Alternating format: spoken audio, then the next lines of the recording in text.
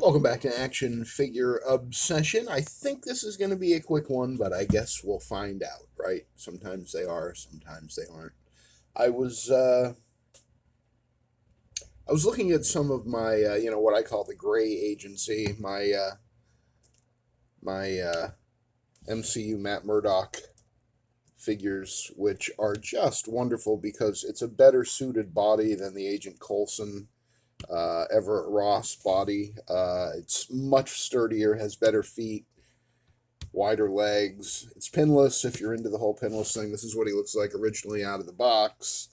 Got a whole bunch of these guys. Always buy them if I see them on clearance. And bought quite a few, I think, for retail too. Just because I instantly recognized when I got the original Matt Murdock, my original Matt Murdock, which doesn't look anything like Charlie Cox, which is why it makes it such a great army builder. Because number one, it's easily available for less than retail, and number two, it's just a waste of space to try to look like Charlie Cox in your display because it doesn't look anything like Charlie Cox. As I've said many times, it looks more like a hungover John Oliver over here.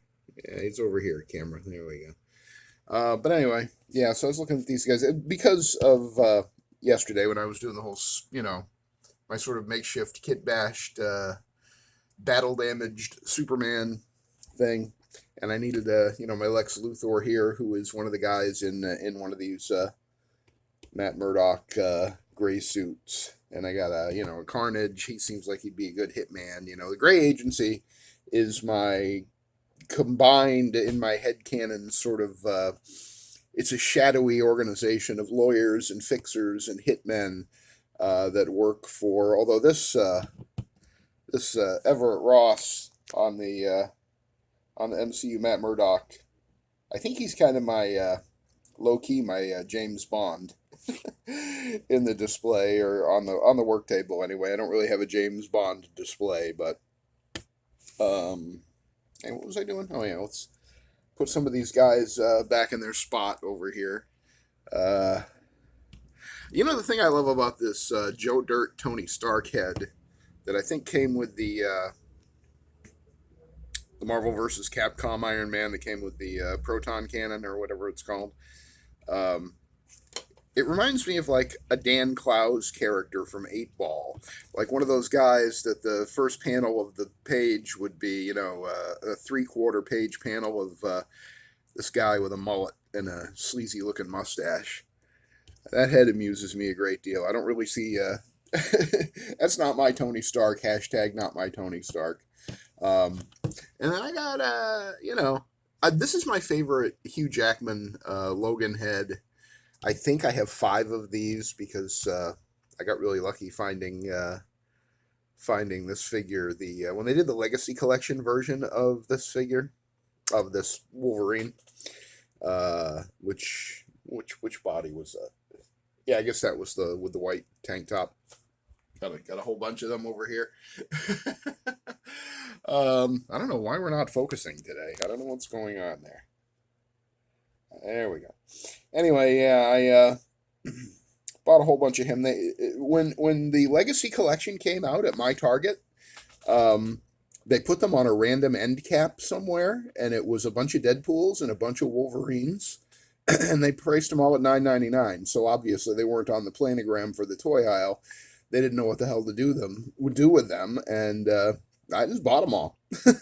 That's why I have so many Legacy Collection Deadpools. I've got quite a few out in my displays too. I got some hanging around with Tomax and Zaymot in the Crimson Strike Force or whatever that was called display with GI Joe Classified, but this isn't even really in my head canon, and my head canon is very loose, to be certain. But this particular kit bash, I don't even see this as Wolverine or Logan. I just see it as Hugh Jackman playing a hitman. And there goes the focus again. What the hell is going on? I apologize for that. That is very annoying indeed. But anyway, the reason why I was looking at my villains display a little while ago, my Marvel supervillains that I have, a little shelf of those guys. And I remembered that I had my Norman Osborn on that shelf, but it wasn't this one on this body. It was this body, the Everett Ross body. Oh boy, see, everything was going so nice. This is why we can't have nice things. Gravity. Gravity is why we can't have nice things. Oh, and now there's a cat hair on there, so there we go. All right, so anyway, yeah. So the Norman Osborn head, this is from the 2020 retro Marvel Legends Spider-Man, the very first retro wave that came out in 2020. That is the unmasked head from the Green Goblin, and obviously he's holding the MCU Green Goblin helmet, but I put the William Dafoe head back on that MCU Green Goblin in my Spider-Man display.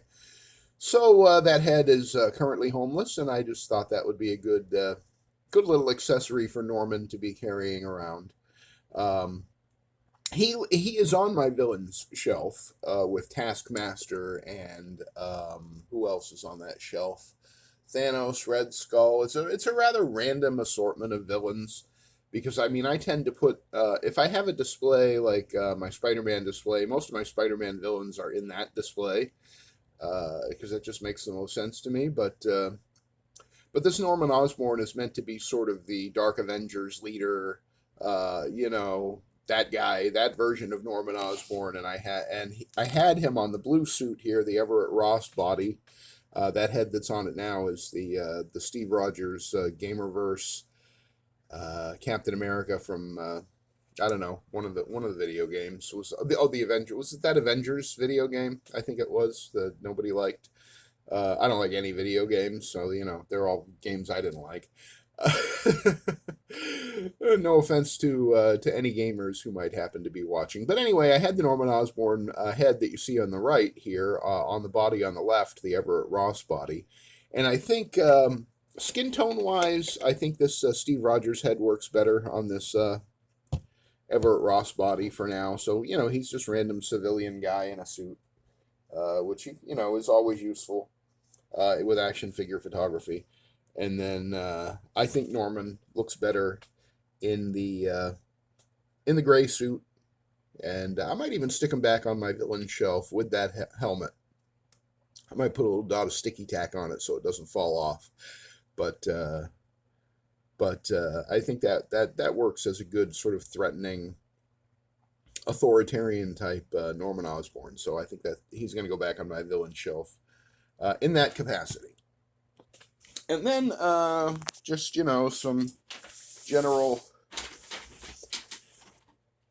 pardon me, some general toy room update type stuff. We got, I liberated these vests from a couple of characters that were wearing vests. So I got to figure out what to do with those. Got a bunch of accessories over here that need to be put away. Getting behind.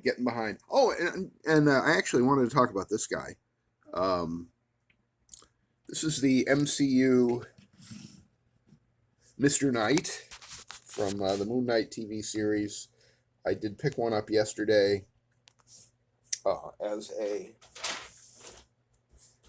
backup, kind of, because I do adore this figure, and I do fiddle with it a lot, and I wanted to make sure that I had a backup.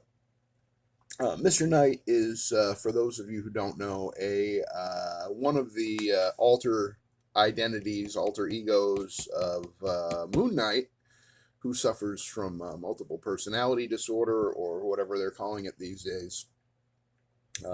He's Jake Lockley, he's Stephen Grant, who's the other one? Mark Spector, yes. And Mr. Knight was a late to the party addition to his panoply, if you will, of identities.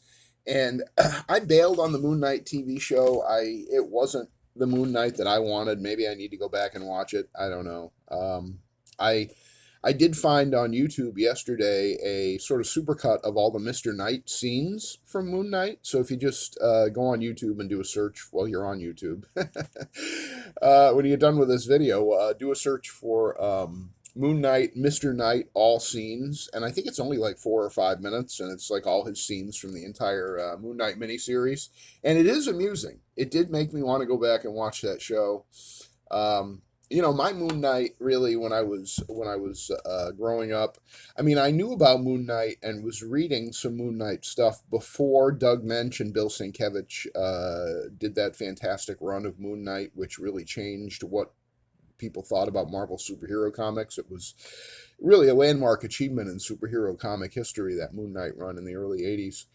Um, but even before that, in the '70s, I can remember he was in the Defenders for a while, and he probably popped up in Marvel Team Up or Marvel 2-in-1, and I know he was also in the back of that the full color Hulk magazine, that was aimed at quote unquote more mature readers. And that was actually, I think that was Doug Mensch and Bill Sienkiewicz even then doing it, but Sienkiewicz was still doing his Neil Adams impression, drawing it like Neil Adams. And that really made it feel like it was somehow an extension of, or certainly inspired by, the Denny O'Neil, Neil Adams Batman stories from the '60s, the late '60s. That beautiful era of Batman, and a fantastic era of Neil Adams' work. I mean, he couldn't take a step in the wrong direction. Neil Adams in the late '60s at DC and in Marvel as well. His X-Men run at Marvel was pretty legendary. But anyway, I'm definitely off on a tangent. But someone, a longtime viewer in the comments, said that they were unaware of Mr. Knight. I thought I had him in a video recently with my other. Well, this isn't the Kit Bash, but this one is. Because I bought two of the rows because he was cheap at Ollie's. He was $10. So I thought this would be fun. This is sort of my, I don't know, uh, a variant of Mr. Knight. And I gave him the one of the Valaverse Action Force, one of those sort of Arctic weapons with the awful mint green deco. I don't know why they did that mint green. If they had just done all those weapons white, they would have been fantastic. But yeah, so that's what I gave my Kit Bashed Mr. Knight. And he's been here on the work table next to the other Mr. Knight. I think you correct me if I'm wrong, leave a comment. I think Mr. Knight may have been involved in the Secret Avengers for a while. I was thinking maybe, now that I have two to play with, maybe I could put together a Secret Avengers display and put that in my Avengers tower. That might be fun. I did love the Secret Avengers when that run first came out. Haven't looked at it in a while, but anyway, I do like Mr. Knight. I like the idea of Mr. Knight. I love Moon Knight. One of these days I'll drag. I think I have two more in my displays. There's one in my West Coast Avengers display, and there's one in my Defenders display from his the time when Moon Knight was in the Defenders, being drawn by Keith Giffen, who was being inked by Klaus Janson. That was a fantastic run to look at, just absolutely stellar of comics. But yeah, so I think I've done everything I wanted to do. I wanted to show you my Norman Osborn sort of update here. He's going to go in my Marvel villain shelf next to Taskmaster and some other bad guys. And I've explained who Mr. Knight is, an alternate ego or identity of Moon Knight. One of many that Moon Knight has. Mark Spector and Stephen Grant and Jake Lockley, the cab driver. How could I forget the cab driver, Jake Lockley? No mass casualty events to speak of the last couple of days. I've had two major ones this week where things really just went flying. But for the moment, everybody's mostly on their feet. I think I did notice somebody over here looked like he was. Oh yeah, there we go. A couple of these guys I think are leaning. Kind of stand them up a little straighter. There we go. Okay, yeah. In the mad scientist faction over here. I'll just give you a quick sweep of the whole work table here.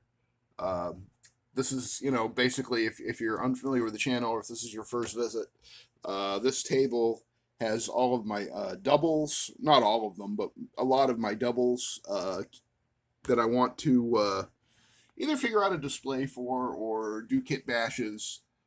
Um, let's see if I can get everybody on here at least once. I think we're hovering around 200, I think, figures on this work table. So there we go. There we go. Minor. We're okay. We're okay. I did the rifle. The rifle was what did it. I wasn't up high enough, and I hit the rifle that he was holding over his head. All right, we're just gonna move on. Just show you the rest of what's on the table here. The front row is all Steve Rogers, Captain America, Bucky, that kind of thing. There's a little X-Men area over there. Some MCU, sort of homeless MCU people, because I just don't know what to do with my MCU figures, because I've kind of lost interest in having any kind of a dedicated MCU display, and I don't really even have the basis for one anymore. Although I do have all the MCU Spider-Man over here. Or, well, at least all the ones that I care about. But anyway, yeah, that's what's going on the work table today. This day before Father's Day. Love that Falcon. He looks great on the flight stand. Just like my makeshift battle damaged Superman, I think looks great on the flight stand. Did a little video yesterday about him. If you haven't seen that, feel free to browse the archives. But that'll do it for this somewhat rambling edition of Action Figure Obsession. Hope you got something out of it.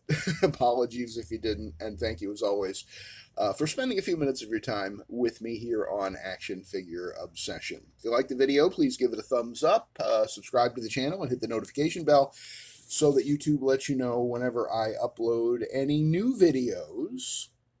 Share the video with anybody that you think might find it of interest, although I can't really imagine why, but you never know. And again, we're coming up on 250 subscribers now, which I know is nothing compared to the hundreds of thousands that the most popular YouTube folks have. And I know there are other things on this channel besides Action Figure Obsession. But it seems like every time I do one that kind of takes off and gets a lot of views, that's when the subscribers get bumped up. So I don't think that a lot of my subscribers are hanging around for my music or for my old comic book podcast or any of the other things that you can find on the channel. So for those of you who have stuck with it in this year plus now that I've been doing Action Figure Obsession, I am really grateful. I appreciate it. I mean, I don't get any money out of this. I just get the joy of talking about my toys and my collection and doing some kit bashes and trying to come up with ideas for displays and things like that, and talking about the history of action figure collecting, which for me began around 1971, 72 with the original 12-inch GI Joes. So it's been a long road and lots of purges in between, which is why the only 12-inch figures that I have are a few of these the 12-inch Marvel Legends. I do have a couple of 12-inch GI Joes, but they're currently stored away because I don't want them to get the cloth outfits. I don't want them to get damaged until I don't want them to get damaged ever. But I want to make sure that I have them in a good display where they're going to be safe and not get all dusty or whatever. So there's a lot of there's when you've been doing this long, and you're still actively collecting. Like I got some stuff yesterday.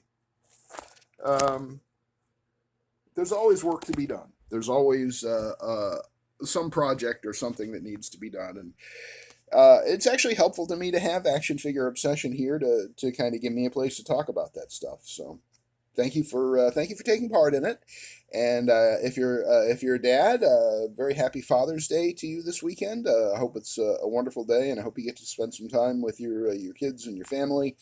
And I will see you all on the next Action Figure Obsession.